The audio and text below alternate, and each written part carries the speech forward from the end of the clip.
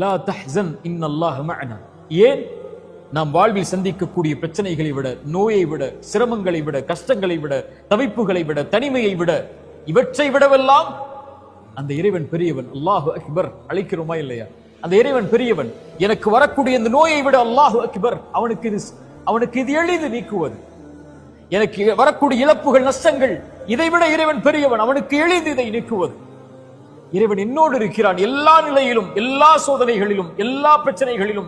அவன் மிகப்பெரியவன். எனக்கு வரக்கூடிய இவற்றை விடவெல்லாம் அவன் இருக்கும் போது லா தஹ்சன், உயிருக்கு சொல்லுங்கள், கவலை கொள்ளாது, அந்த இறைவன் நம்மோடு இருக்கிறான். ஆனால் இறைவன் நம்மோடு இருக்கிறான் என்று சொல்லக்கூடிய நாம் அவனோடு இருக்கிறோமா?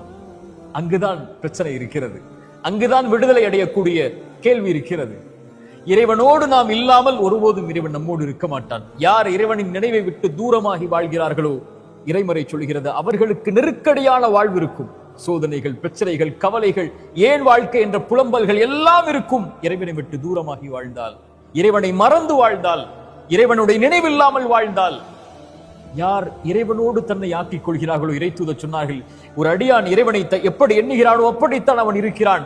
அவனை தனிமையில் நினைவு கூர்ந்தால், இறைவனை தனிமையில், பிரச்சனைகளில், கஷ்டங்களில், சிரமங்களில், நோயில், தவிப்புகளில், வாழ்வில் ஏற்படக்கூடிய இன்னல்களில், இறைவா என்று அவன் தனிமையில் நினைவு கூர்ந்தால், இறைவனும் அவனை தனிமையில் நினைவு கூறுகிறான்.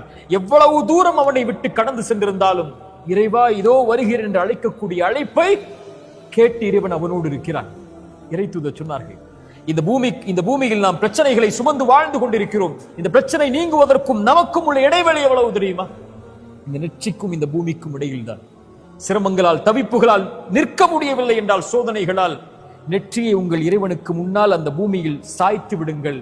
இறைத்தூதர் சொன்னார்கள், ஒரு இறைவனுக்கு ஒரு அடியான் நெருக்கமாக இருக்கக்கூடிய நிலை, சிறந்தாழ்த்தி அவனை வணங்கக்கூடிய இந்த நிலை. இந்த நிலையில் அவனை அழைத்தால் அவன் பதிலளிக்கிறான். லா தஹ்சன் யா அஹி, லா தஹ்சன் யா உஃப்தி. நோயா? லா தஹ்சன். கடனா? லா தஹ்சன்.